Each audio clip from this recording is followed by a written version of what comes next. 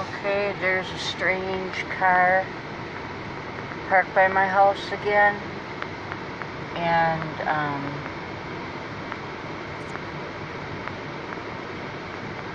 I don't know, I was even afraid to come out here. It looked like there was somebody moving around in there earlier with like a white cap on their head.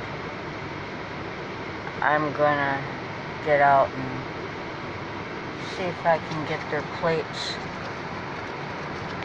just as a precaution, because I have no idea whose car this is. And yesterday there was a truck with it was very identifiable. It was silver and it had like these racks on it, and it was parked by my house overnight, and then it seemed to follow me on my way to work. It went down Northwestern Avenue on the highway, and it went down the street where I worked.